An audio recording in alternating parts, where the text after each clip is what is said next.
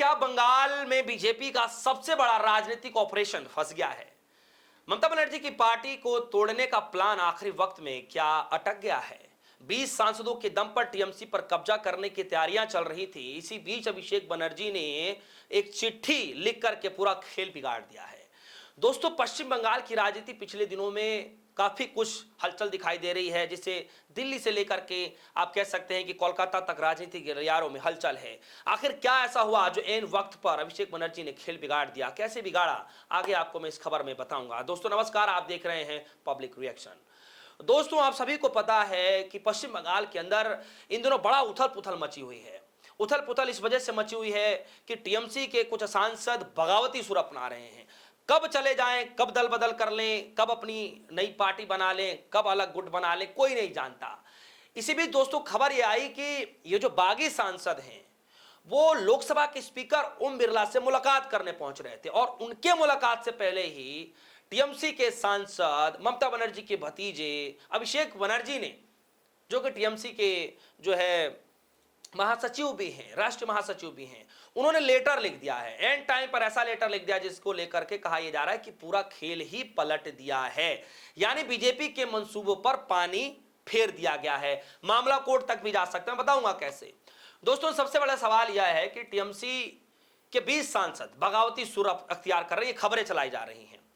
और इसी बीच लोकसभा के स्पीकर ओम बिरला से ये अलग गुट मान्यता मांगने पहुंच जाता है, और कहा यह जा रहा है कि जो महाराष्ट्र में कहानी हुई, जो महाराष्ट्र में जिस तरीके से खेल किया गया, वो खेल बंगाल की राजनीति में दोहराई जा सकती है। अब दोहराई कैसे जा सकती है? अलग गुट बनाया जा सकता है, पार्टी का नया दावा किया जा सकता है, चुनाव चिन्ह छीना जा सकता है, पार्टी का सिंबल छीना जा सकता है।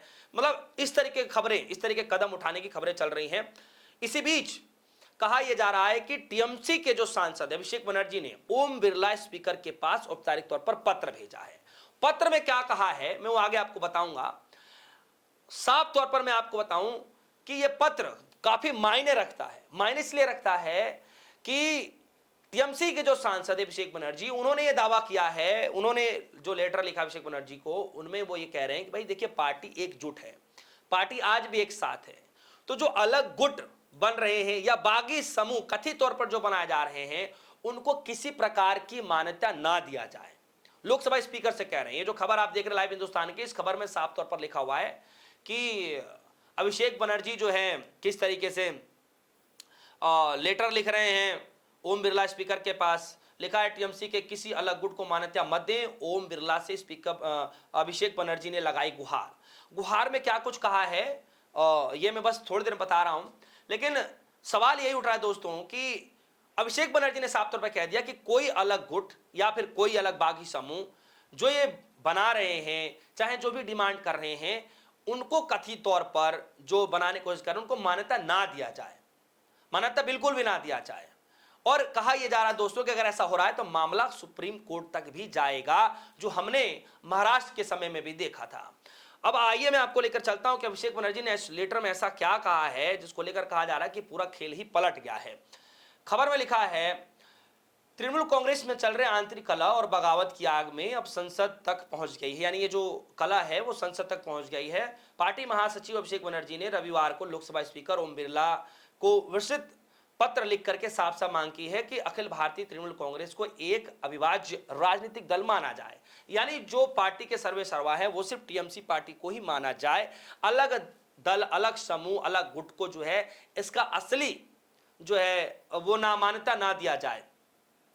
इसमें ओम बिरला का लिखे गए पत्र में ये मांग की गई है कि जो टीएमसी है वो एक अविभाज्य और एक आकृतिक राजनीतिक दल है और मान्यता इन्हीं के पास है।